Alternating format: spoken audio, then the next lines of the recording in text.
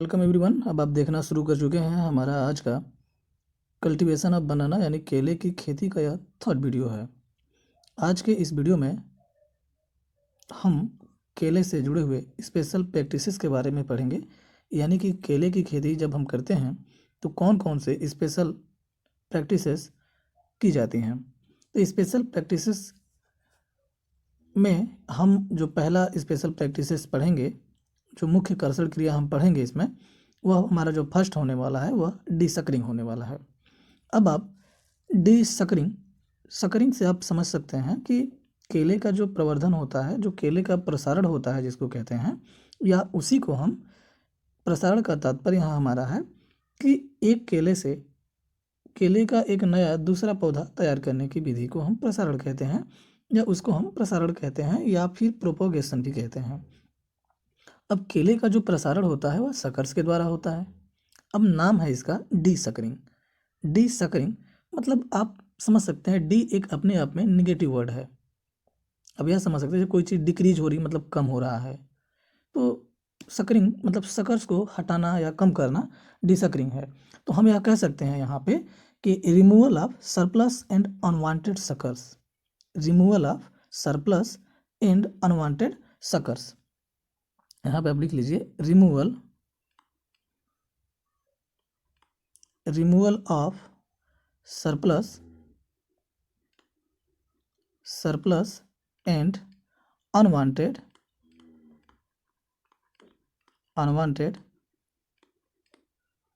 Suckers of बनाना।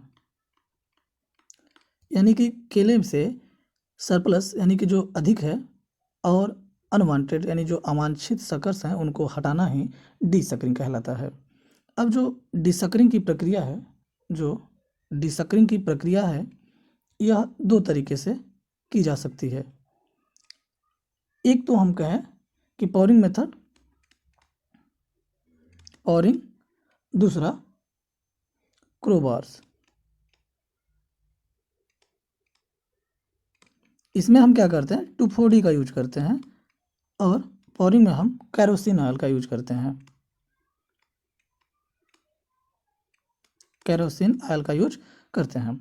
अब रही बात डीसकरिंग हमें कितनी बार करना चाहिए, तो इसके लिए हमारा जो सूटेबल रिप्लाई होगा आपका, यह 3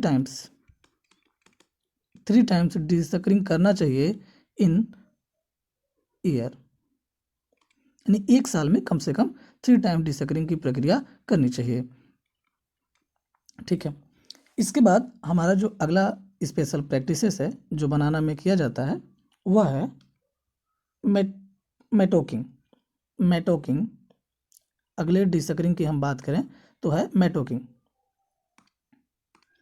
अब यहाँ पे जो हम अगला स्पेशल प्रैक्टिसेस की बात करेंगे वह है मेटोकिंग। अब हम मेटोकिंग की बात करते हैं, इसको हम मेटोकिंग कहते हैं। मेटोकिंग की अगर हम बात करें तो मेटोकिंग केले में किस प्रकार होती है, देखिए, जब केला को हम हार्वेस्ट कर लेते हैं, जो केले के क्लस्टर या बंच यानी जिसको हम हिंदी में घेर कहते हैं, घेर को जब हम केले से कट कर लेते हैं तो केले का प्लांट बचा रहता है। केले का जो प्लांट होता है वह बचा होता है, यानी उसके स्टेम बचे होते हैं, उसके सीडो स्टेम होते हैं। अब सीडो स्टेम क्या होते हैं, ये जो पार्ट 2 वीडियो था उसमें हमने सीडो स्टेम को बताया है। तो जो सीडो स्टेम होते हैं और स्टेम हार्वेस्टिंग के बाद उनको हटा देना ही मेटोकिंग कहलाता है।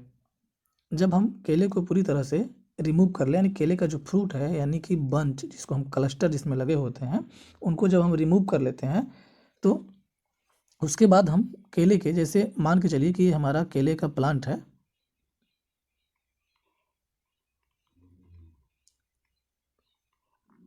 अब जब इससे जो घेर निकला है, अब एक घेर को जब हम कट कर लेते हैं हार्वेस्टिंग के बाद, तो कट करने हटाने के बाद इसके जो सीडो स्टेम बचे होते हैं, सीडो स्टेम और स्टेम को रिमूव कर दिया जाता है, हटा दिया जाता है। लेकिन हटाने के लिए भी एक निश्चित दूरी होती है, कम से कम 1.6 मीटर की हाइट पर से कट कर देना चाहिए।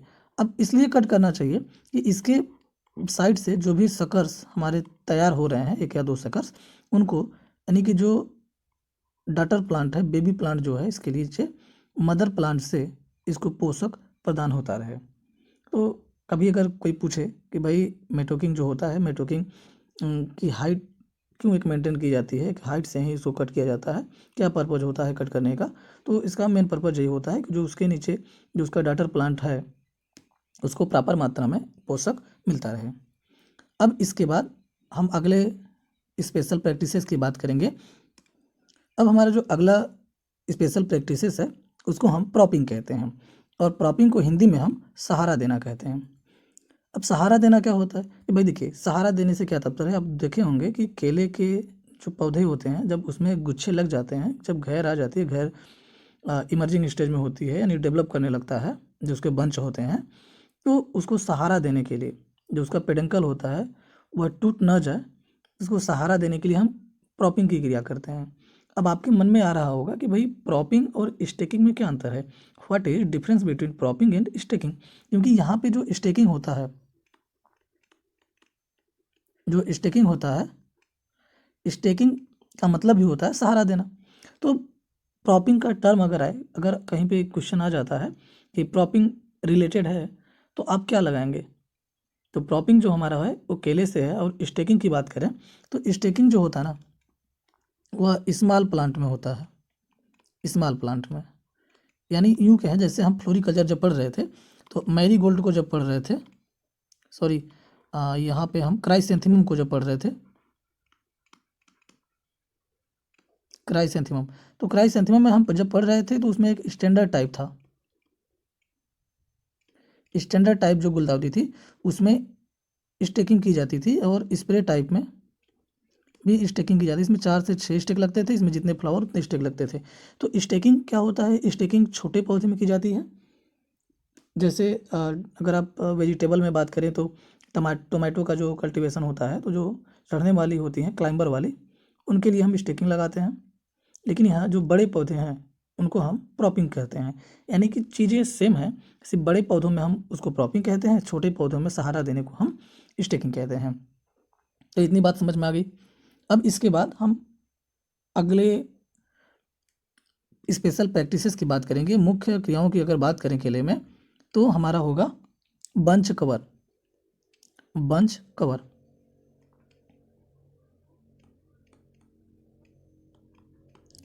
बंच कवर की अगर हम बात करें, अब देखिए बंच से आप समझ सकते हैं कि बंच क्या है। बंच से आप समझ सकते हैं कि केले का घेर है, कवर का मतलब होता है उसको ढकना। तो बंच कवर को अगर हम बात करें, अगर हम बंच कवर की बात करें तो बंच कवर हम किसको कहते हैं, जब केले के जो घेर बड़े हो जाते हैं तो उनको सनलाइट से बचाने के लिए, जो उसको प्रिवेंट करने के लिए हम सूखे पत्तियों या फिर पॉलीथीन शीट से उसको कवर कर देते हैं, तो इसी को हम बंच कवर कहते हैं। यहाँ पे आप बंच को पॉलीथीन शीट या सूखे केले की पत्तियों से ढकना ही बंच कवर कहलाता है। Covering bunch with the dry leaves are perforated polythene sheet. अब इसके बाद हम चर्चा करेंगे, अब यहाँ बात करें डिनेल्विंग की।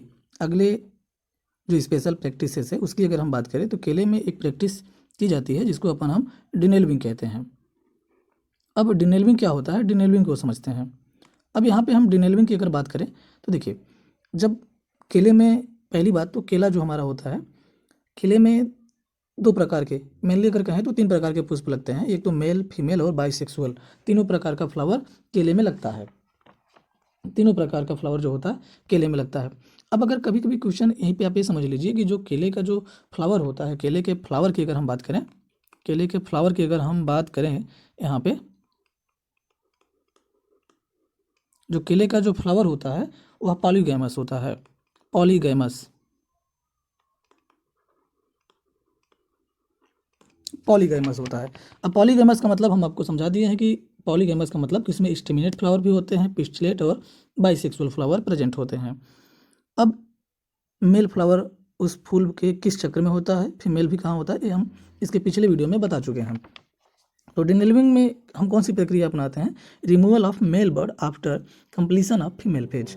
यानी कि डिनेल्विंग की प्रक्रिया में हम क्या करते हैं कि जब हमारा कंप्लीशन हो जाता है परागण का, जब परागण का कंप्लीशन हो जाता है तो हम क्या करते हैं कि उसमें से नर फ्लावर को हटा देते हैं। तुरंत नहीं हटाएंगे, अब देखिए अपने को पता कैसे चलता है, जब यानी उसके क्लस्टर बन गए, परागण की प्रक्रिया पूरी हो गई तो उसके 10 दिन बाद हमें जो मेल पार्ट है, जो मेल फ्लावर है, उसको रिमूव कर देना ही डिनेल्विंग कहलाता है।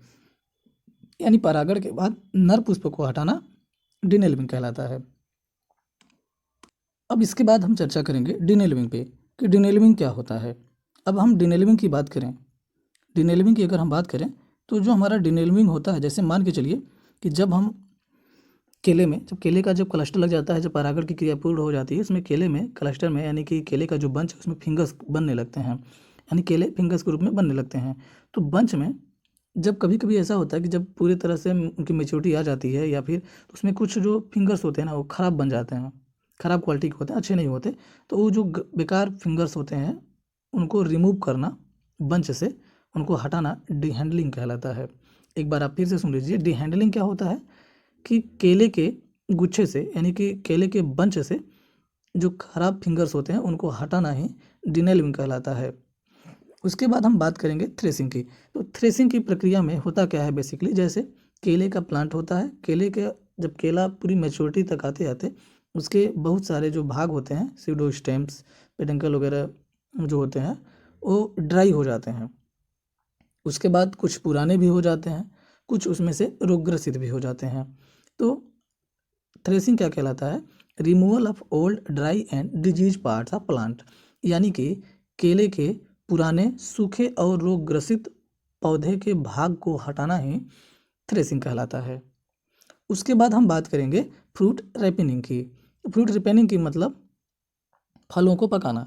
केले में फलों को कैसे पकाया जाता है, तो अगर केले में फलों को पकाने की अगर हम बात करें तो एक तो हम फ्यूमिगेशन से पकाते हैं, यानी कि धुआं दे करके, फ्यूमिगेशन एक तो हमारा फ्यूमिगेशन है। दूसरा अगर हम बात करें तो इथरेल है। इसके बाद बात करेंगे फ्रूट रैपिनिंग की, यानी कि फलों को पकाने की प्रक्रिया। अगर केले में हम फल को पकाने की प्रक्रिया को समझें तो फर्स्ट जो हम तरीका अपनाते हैं केले को पकाने के लिए वो फ्यूमिगेशन मेथड से अपनाते हैं, जो कि ज़्यादातर हमारा महाराष्ट्र और तमिलनाडु में अपनाया जाता है। उसके बाद इसको पकाने के लिए हम इथरेल का भी यूज करते हैं, जो इथेफॉन के नाम से आता है। 500 से 2000 ppm हम यूज करके केले को पकाने की प्रक्रिया पूरी करते हैं। उसके बाद इथाइलिन है, इथाइलिन के बाद हमारा कैल्शियम कार्बाइड है। इन विधियों को अपना कर के हम केले को भली भांति पका सकते हैं। उसके बाद हम बात करेंगे केले में एरोमा की। अगर केले में एरोमा की बात करें, मतलब कि सुगंध की अगर हम बात करें, तो जो केले का जो ओवर राइप केला होता है, ओवर राइप यानी कि अधिक पका हुआ जो केला है उसमें जो सुगंध आती है आइसोपेंटानॉल के कारण आती है। आइसोपेंटानॉल के कारण इसमें सुगंध आती है। उसके बाद हम ग्रीन केले की बात करें, ग्रीन केला की बात करें इसमें, तो हेक्सोनल के कारण, हेक्सोनल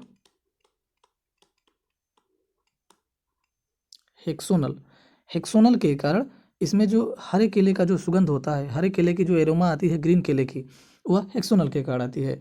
उसके बाद हम राइप बनाना की बात करें, राइप, देखिए यहाँ पे हम ओवर राइप की बात किए हैं और यहाँ पे सिर्फ राइप, यानी एक ज़्यादा पका हुआ केले का आप सुगंध देखे होंगे तो कुछ अजीब लगता है। उसके बाद पके हुए केले का जो सुगंध होता है वो दूसरे तरीके का होता है। तो जो पके हुए केले का जो सुगंध होता है यूजेनॉल के कारण होता है, यूजेनॉल के कारण पके हुए केले का सुगंध जो होता है यूजेनॉल के कारण होता है। तो यहाँ पे हम क्या जान पाए, ओवर राइप बनाना में जो सुगंध होता है, एरोमा आता है, वो आइसोपेंटानॉल के कारण आता है, ग्रीन में हेक्सानॉल के कारण आता है, और राइप बनाना में हमारा यूजेनॉल के कारण आता है। इसके बाद हम केले की एक और प्रक्रिया की बात करें, केले में एक और स्पेशल प्रैक्टिसेस की बात करें तो उसमें हम मिट्टी चढ़ाने की बात करते हैं। मिट्टी चढ़ाना, तो केले में जो मिट्टी चढ़ाई जाती है वो कब चढ़ाई जाती है, एक तो घेर आने के 20 से 25 दिन बाद हम मिट्टी चढ़ा देते हैं। घेर आने के 20 से 25 दिन बाद, 20 से 25 दिन बाद हम केले में मिट्टी चढ़ाते हैं। कितना चढ़ाते हैं भाई, कम से कम 20 से 25 सेंटीमीटर तक हम मिट्टी चढ़ा देते हैं। बेसिकली ये वर्षा ऋतु में ज़्यादा हम ये प्रक्रिया को अपनाते हैं, क्योंकि वर्षा ऋतु में जब केले के घर अगर आ गए हैं तो अगर हम मिट्टी नहीं चढ़ाएंगे तो पेड़ जो होता है उखड़ जाता है। तो इसमें मिट्टी चढ़ाने का भी बहुत इंपॉर्टेंट रोल होता है। अब इसके बाद हम बात करेंगे केले में प्लांट प्रोटेक्शन की, यानी कि जो भी हम पौध सुरक्षा की बात करेंगे। तो यहाँ पे अगर हम पौध सुरक्षा की बात करें, प्लांट प्रोटेक्शन की बात करें, प्लांट प्रोटेक्शन, प्लांट प्रोटेक्शन यानी कि पादप सुरक्षा, पादप सुरक्षा। अब पादप सुरक्षा की बात करें तो जो केले को मेनली प्रोटेक्ट करने की आवश्यकता होती है वह मुख्य 3 बिंदुओं पे हम इसमें चर्चा करेंगे। एक पहली चीज़ तो हम पादप कार्यकी की बात करते हैं। पादप कार्यकी कोई रोग नहीं होता, बल्कि ये एक प्रकार के डिसऑर्डर होते हैं, एक प्रकार के विकार होते हैं जो मान के चलिए कि हो सकता है स्पेशल प्रैक्टिसेस की वजह से लग जाए, या फिर अधिक पानी की वजह से लग जाए, या फिर सीड की वजह से कुछ डिसऑर्डर हो जाए, या फिर आपके पोषक तत्वों की कमी के कारण हो जाए। उसके बाद हम प्रोटेक्ट करते हैं कीट से, कीट जिनको इंग्लिश में हम इंसेक्ट कहते हैं। उसके बाद जो अगला प्रोटेक्ट करते हैं हम वह डिजीज से करते हैं, डिजीज यानी कि रोग से। अब रोग के हमारे कई कारक हो सकते हैं। रोग हमारा फंगस के कारण लग सकता है, फंगस के बाद हमारा वायरस के कारण लग सकता है, इसके बाद हमारा बैक्टीरिया के कारण लग सकता है, बैक्टीरिया के बाद हमारा जो रोग इसमें लग सकता है वह निमेटोड के कारण लग सकता है। फंगस, वायरस यानी विषाणु, बैक्टीरिया यानी जीवाणु, निमेटोड्स या सूत्रकृमि के कारण इसमें रोग लग सकते हैं या लगते हैं। इसके बाद हम बात करें, अब यहाँ पे अगर हम बात कर लें एक रोग लगता है, यहाँ पे डिसऑर्डर की बात कर लें फिजियोलॉजिकल, तो जो इसमें डिसऑर्डर लगता है उसको हम हार्ड लंप कहते हैं, HARDLUMP, हार्ड लंप। यह एक डिसऑर्डर है जो केले में लगता है। अब हार्ड लंप अगर केले के डिसऑर्डर की बात करें, इससे होता क्या है, तो जब हार्ड लंप केले में हो जाता है तो इससे जो केले का जो टेस्ट हो जाता है ना, वो समझिए अनराइप, जैसे आप बिना पका हुआ, आधा पका हुआ आप केला खा रहे हैं उस तरह का स्वाद आएगा, या फिर उसके जो फ्रूट्स होंगे वो इमेच्योर होंगे। यह मेनली देखा जाता है रसथाली, जो केले की एक वेराइटी है रसथाली, तो रसथाली में यह ज़्यादा हार्डी लंप जो फिजियोलॉजिकल डिसऑर्डर होता है वो ज़्यादा देखने को मिलता है। तो इसमें बेसिकली होगा क्या, इसका जो टेस्ट हो जाएगा, टेस्ट अनराइप की तरह, अनराइप की तरह होता है। उसके बाद इमेच्योर फ्रूट, इमेच्योर फ्रूट होते हैं, यानी कि परिपक्वता नहीं आती और उनका स्वाद भी अनराइप यानी अधपके की तरह होता है। यह एक पादप कार्यकी विकार है जो कि केले में लगता है। यह कोई डिजीज नहीं है, यह किसी इंसेक्ट के कारण भी नहीं लगता है। ठीक है, इसके बाद हम बात करेंगे अब डिजीज के, पहले कीट की बात करेंगे। अब हम बात करेंगे केले में लगने वाले कीट की, यानी जिसको हम इंसेक्ट कहते हैं। केले में इंसेक्ट की अगर हम बात करें तो जो केले में होता है, केले में मेनली 2 प्रकार के इंसेक्ट लगते हैं। एक इंसेक्ट जिसको हम राइजोम वीबिल कहते हैं, राइजोम वीबिल। उसके बाद दूसरा हमारा माहो लगता है जिसको हम एफिड कहते हैं। माहो और राइजोम वीबिल दो ही मेन कीट केले के स्टेम को नुकसान पहुंचाते हैं। एक यहीं पे अगर हम बात कर लें तो राइजोम वीबिल और स्टेम वीबिल भी लगता है, स्टेम वीबिल। अब यहाँ पे जो केला होता है, केले में आप अगर समझें तो मेनली मुख्यतः 2 ही कीट लगते हैं। अगर राइजोम में लग गया कोई वीबिल तो राइजोम वीबिल कहलाता है, स्टेम में लगा है तो स्टेम वीबिल कहलाता है। उसके बाद हमारा माहो लगता है। अब हम यहाँ पे बात करेंगे माहो की। तो माहो के अगर हम साइंटिफिक नेम की बात करें, साइंटिफिक नेम, इन्हीं इसके वैज्ञानिक नाम की बात करें तो पेंटालोनिया नाइग्रोनेरोसा है। पेंटालोनिया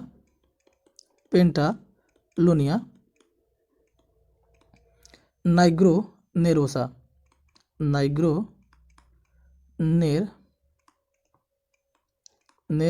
है, पेंटालोनिया नाइग्रोनेरोसा है। उसके बाद बात करें पेंटालोनिया की, तो यह जो पेंटालोनिया है यह वेक्टर होता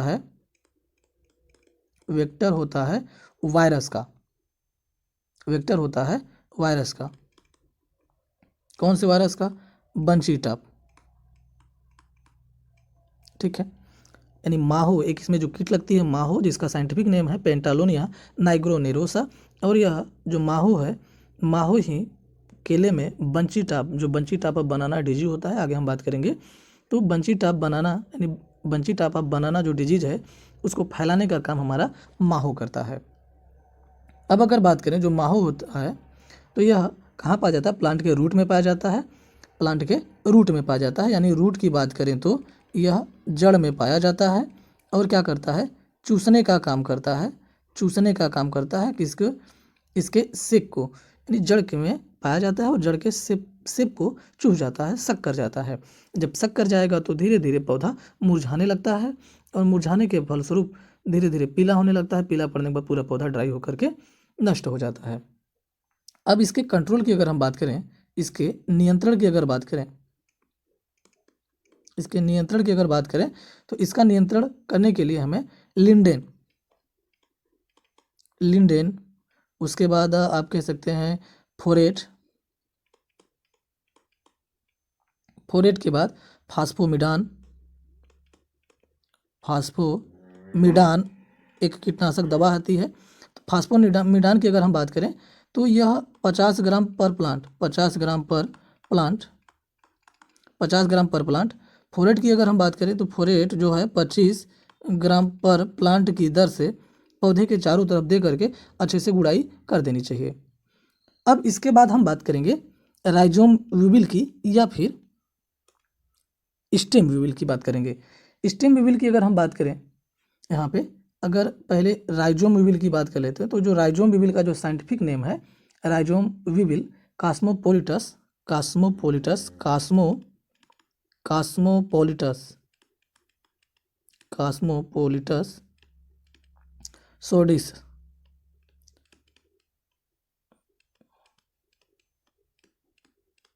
कास्मोपोलिटस सोडिसस। अब इसकी अगर हम बात करें, तो यह मोनोफाइगस पेस्ट होता है। इसको मोनोफाइगस कीट होता है। अब मोनोफाइगस कीट क्या होता है, यह सवाल बन जाता है आप लोगों के लिए कि भाई कीट तो समझ में आता है, ये मोनोफाइगस कीट क्या होता है। तो यहाँ पे आप समझ लीजिए, मोनोफाइगस कीट को मेनली आप समझिए कि those type of insect which are known as feed on only a single species. यहाँ पे अगर बात करें मोनोफाइगस कीट की, मोनोफाइगस पेस्ट की अगर हम बात करें, तो एक ऐसे प्रकार का कीट, एक ऐसा कीट होता है जो मेनली एक किसी विशेष प्रकार की ही जाति पर लगता हो, एक विशेष प्रकार की ही जाति पे लगता हो, तो उसको हम मोनोफाइगस कीट कहते हैं। अब समझो कि जो राइजोम विविल होता है, राइजोम विविल हल्दी में नहीं लगता, अदरक में नहीं लगेगा, प्याज में नहीं लगेगा, लहसुन में नहीं लगेगा, यह लगेगा सिर्फ बनाना में लगेगा, मूसा पैराडिसियाका में लगेगा, मूसा स्पेंटम में लगेगा। यानी कि राइजोम विविल सिर्फ केले में लगेगा, एक सिंगल प्रकार के स्पीसीज में ही लगता है। ऐसा कीट को हम मोनोफाइगस कीट बोलते हैं। अब यह करता क्या है? मोनोफाइगस कीट आप समझ गए। अब ये करता क्या है कि यह राइजोम में छिद्र कर देता है, होल कर देता है, और करेगा क्या? Hole in rhizome and started to feed, और उसे खाना शुरू कर देता है। अब एक जब इस प्रकार की प्रक्रिया अपनाना शुरू कर देगा, तो फ्रूट बिकम अनडिजायर्ड साइज, यानी जो पौधा होगा एक अनियमित आकार का हो जाएगा। उसमें जो घेर आते हैं, जिसमें बंच बनेंगे, उनमें बंच में जो फिंगर्स लगेंगे वो भी अनडेवलप हो जाते हैं। अब बात करेंगे इसके कंट्रोल की, बात करें, इसके नियंत्रण की बात करें, तो इसके नियंत्रण के लिए हम कार्बराइल एक धूल होता है, पाउडर होता है, तो इसका हम 10 से 20 ग्राम जो होता है पर प्लांट की दर से हम देते हैं around the stem of plant. जो स्टेम होता है, जो पौधा होता है, उसके चारों तरफ कार्बोराइल धूल को 10 से 20 ग्राम पर प्लांट की दर से हम उसको दे करके कोड़ने का प्रयास करते हैं। तो यह रही हमारी कीट की बात, यानी कि दो ही प्रकार के कीट इसमें लगते हैं। एक यहाँ पे मैं कीट की बात करूँ, यहाँ पे जो स्टेम विविल की बात की है हम, तो स्टेम विविल का जो साइंटिफिक नेम होता है वह होता है ओडियोपोरस, ओडियोपोरस, ओडियोपोरस, ओडियोपोरस लांगिकोलिस, लांगिकोलिस। तो अब कीट के बाद हम बात करेंगे केले के रोग की, यानी केले में कौन सा रोग लगता है उसकी बात करेंगे हम। इसके बाद हम बात करेंगे केले में लगने वाले रोग की, कि केले में मुख्यतः कौन कौन से रोग लगते हैं, रोग लगने वाले फंगस का क्या नाम होता है, रोग लगने के कौन से कारण होते हैं। बात करेंगे उनके काजल ऑर्गेनिज्म की।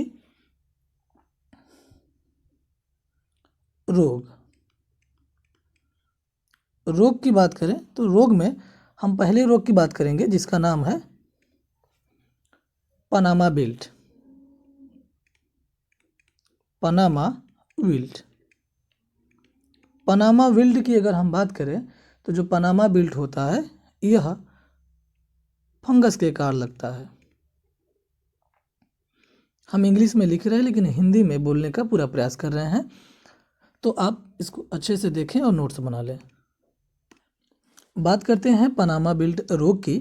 तो अगर पनामा विल्ट रोग लगने का जो कारण होता है वह फंगस के कारण लगता है, यानी कि फफूंद के कारण लगता है। और यह जो फफूंद होता है, यह फफूंद यानी कि यह रोग जो होता है पनामा विल्ट, वह मृदा जनित रोग है। मृदा जनित रोग होता है, मृदा जनित रोग है, यानी कि सॉइल बॉर्न डिजीज कहलाता है। अब इसके हम और अच्छा यहीं पे एक और बात कर लें कि जो यह रोग होता है ज़्यादातर एसिडिक सॉइल में होता है। एसिडिक सॉइल में देखने को ज़्यादा मिलता है, अम्लीय मृदा में यह रोग ज़्यादा देखने को मिलता है। उसके बाद फंगस की बात करें, कौन सा फंगस लगता है इसमें, तो फ्यूजेरियम ऑक्सीपोरियम लगता है। फ्यूजेरियम ऑक्सीपोरियम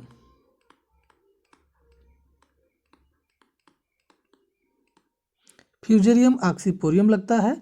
और जो इसका पैथोवर है पीवी की अगर बात करें हम तो क्यूबेंसिस है। क्यूबेंसिस। इतनी बात समझ में आ गई होगी। इसके बाद हम बात करेंगे लक्षण की, कि जब पनामा विल्ट रोग लग जाता है तो कौन सा सिम्टम्स अपीयर होते हैं। तो अगर सिम्टम्स की अगर हम बात करें तो जो केले का जो वैस्कुलर सिस्टम होता है,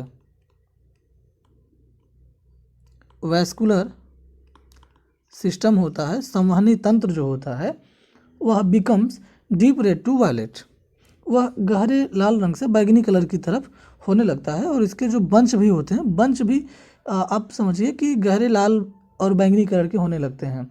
और जो प्लांट होता है, plant are dried and leaf turns yellow to dried, पौधा भी सूखने लगता है और पौधे की जो पत्तियां होती हैं वह भी पीली होकर के, येलो होकर के यानी पीली होकर के सूखने लगती हैं, ड्राई होने लगती हैं। उसके बाद इनके निदान की अगर हम बात करें, इस रोग के कंट्रोल की अगर बात करें तो देखिए, अगर आपको एग्जाम में लिखना है तो पहली बात तो ये लिखें कि जल निकास का उचित प्रबंध होना चाहिए। जल निकास का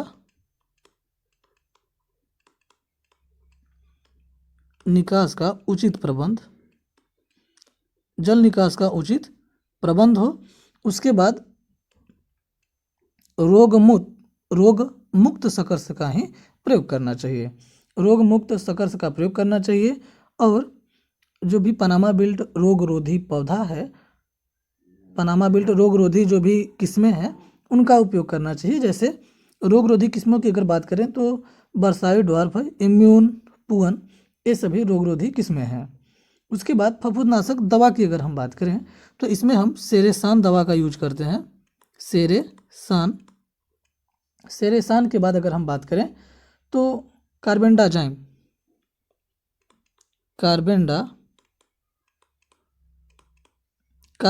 यूज करते हैं।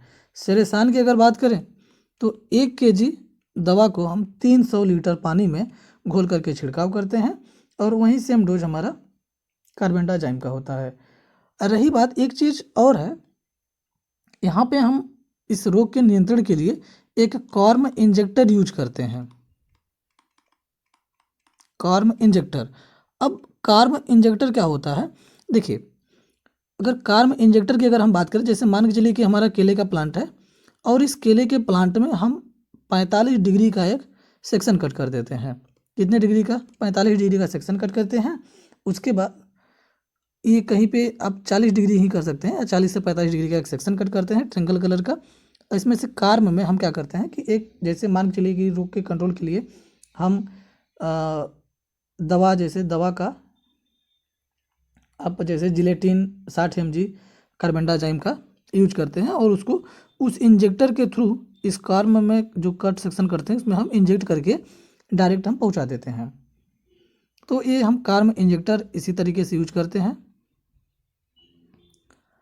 अब इसके बाद हम अगले रोग की बात करेंगे, और अगला रोग हमारा है सिगाटोका लीफ स्पॉट। सिगाटोका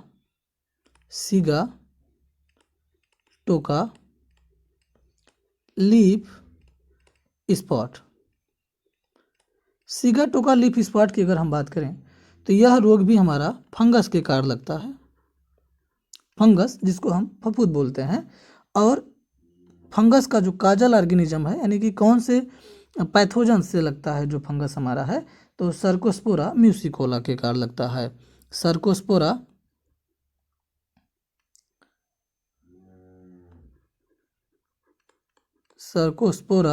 म्यूसिकोला।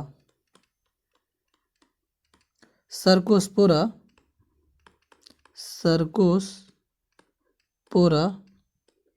म्यूसिकोला।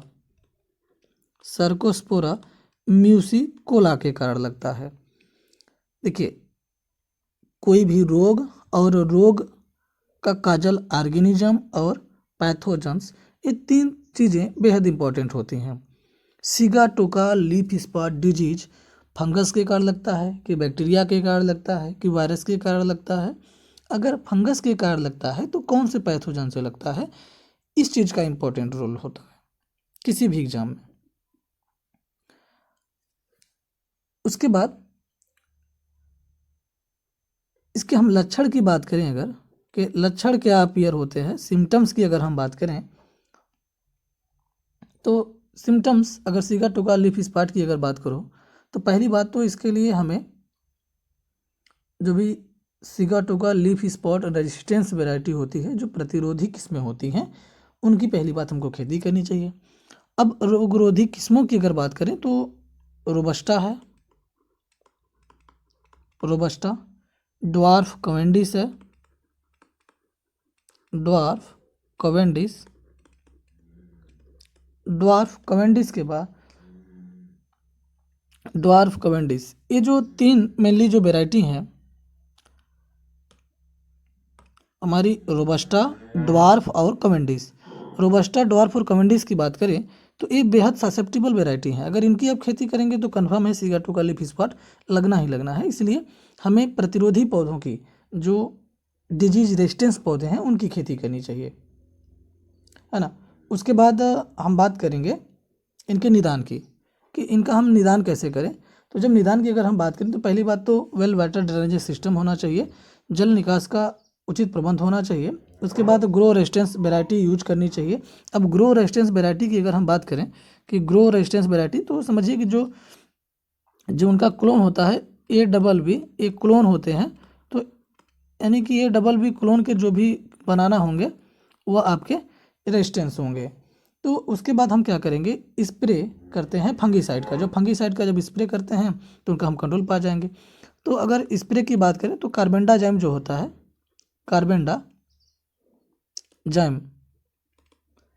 कार्बेंडाजाइम का हम यूज करते हैं, जो कि 1 ग्राम पर लीटर इसका डोज होता है, 1 ग्राम पर लीटर। मैंकोजेब भी हम यूज करते हैं, मैंकोजेब का यूज करते हैं। उसके बाद कॉपर ऑक्सीक्लोराइड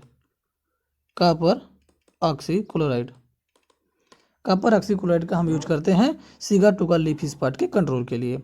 अब इसके बाद हम बात करेंगे बनाना में लगने वाले अगले रोग की।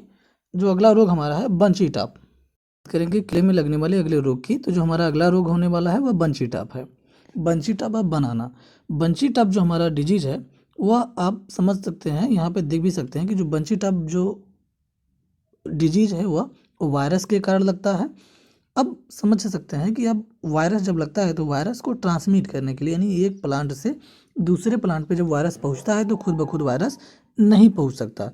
तो यानी कि वायरस को पहुंचाने के लिए जो इसका ट्रांसमीटर, जो ट्रांसमिट करने का काम करता है, वो हमारा एफिड है, एफिड। उसके बाद बंची टॉप को डिटेक्ट करने के लिए जो टेस्ट किया जाता है वायरस को डिटेक्ट करने के लिए, उस टेस्ट को हम टेट्राजोलियम टेस्ट कहते हैं। यानी कि बंची टॉप में वायरस को डिटेक्ट करने के लिए, वायरस जानने के लिए टेट्राजोलियम टेस्ट करते हैं। बेसिकली वायरस को टेस्ट करने के लिए जो हम टेस्ट करते हैं वो एलिसा टेस्ट कहते हैं, एंजाइम लिंक्ड इम्यूनो सॉर्बेंट ऐसे कहते हैं। उसके बाद हम बंची टॉप से रिलेटेड रेजिस्टेंस वैरायटी की अगर हम बात करें तो जो हमारी रेजिस्टेंस वैरायटी है विरूपक्षी है और लेडीज फिंगर।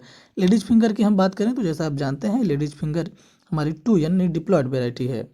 उसके बाद हम बात करें तो जो बंची टॉप डिजीज है उसको हम कैबेज टॉप भी कहते हैं।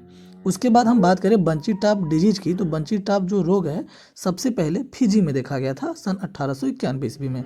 लेकिन अगर इंडिया की हम बात करें तो इंडिया में जो बंची टॉप डिजीज है वह हमारे यहाँ श्रीलंका से आया है। उसके बाद हम अगले रोग की बात करें तो जो हमारा अगला रोग होगा वो हमारा एंथ्रेक्नोज होगा। अब बात करेंगे केले में लगने वाले अगले रोग की, तो जो केले में जो अगला रोग लगता है वो हमारा अगला रोग जो है एंथ्रेक्नोज है। एंथ्रेक्नोज की बात करें तो यह रोग किस प्रकार दिखेगा, जैसे मान के चलिए कि ये हमारा बनाना है, अगर इस तरीके से हमारा अगर कोई बनाना है, अगर बनाना है तो बनाने में ऐसे स्पॉट टाइप के अपीयर हो जाते हैं, स्पॉट टाइप के सिम्टम्स अपीयर हो जाते हैं। और ये जब सिम्टम्स अपीयर हो जाते हैं तो वहाँ पे जो केला है खाने योग्य नहीं रह जाता है और इस तरीके से हमको बहुत हानि पहुँच जाती है। एंथ्रेक्नोज की बात करें तो जो एंथ्रेक्नोज जो हमारा डिजीज लगता है केले में वह फंगस के कारण लगता है, फंगस के कारण लगता है। और इस रोग के कारण जो ब्लैक स्पॉट अपीयर हो जाते हैं, जब केला होता है तो देखे होंगे केले पर तो ब्लैक स्पॉट अपीयर हो जाते हैं और केला खाने योग्य नहीं रह जाता है। अब इसके हम कंट्रोल की बात करें तो कंट्रोल के लिए हम बेसिकली जो दवा यूज करते हैं कॉपर ऑक्सीक्लोराइड 0.25% का कॉपर ऑक्सीक्लोराइड हम स्प्रे करते हैं और इस रोग का हम नियंत्रण करते हैं। अन्य अगर नियंत्रण की बात करें तो बोर्डो पेस्ट का हम यूज करते हैं। बोर्डो पेस्ट, अगर बोर्डो मिश्रण, इस पे हम थोड़ा सा अन्य तथ्यों की अगर चर्चा कर लें तो जो हमारा बोर्डो पेस्ट होता है, बोर्डो पेस्ट को डिस्कवर किया था पीएम मिलार्डेट ने, पीएम मिलार्डेट ने इसको डिस्कवर किया था। और इसका जो कंपोनेंट्स होता है वो कॉपर सल्फेट होता है, कॉपर सल्फेट के साथ चूना होता है, चूना के बाद पानी होता है। अब इसके रेशियो की अगर बात करें, अनुपात की बात करें तो 5:50 ये इसका अनुपात होता है। अब चाहे तो इसे बोर्डो पेस्ट को घर पे बना सकते हैं, कॉपर सल्फेट चूना और पानी मिला करके। इसके बाद हम और एक डिजीज की अगर चर्चा कर लें तो एक मोको डिजीज होता है, मोको डिजीज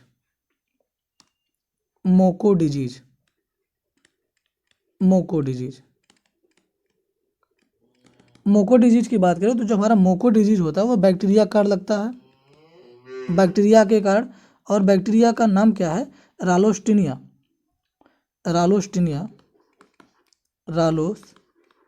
रालोस्टिनिया सोलेनेसेरम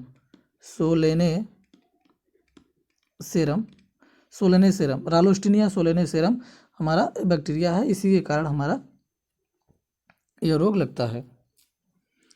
उसके बाद अगले रोग की अगर हम बात करें तो इसमें मेनली रोग एक और लगता है कोक्कन रोग लगता है केले में, और ये किसके कारण लगता है, वायरस के कारण लगता है। उसके बाद बात करें टिप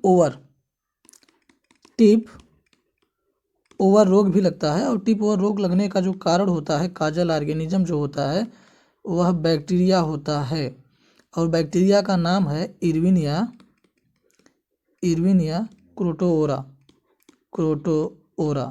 इरविनिया क्रोटोवेरा है।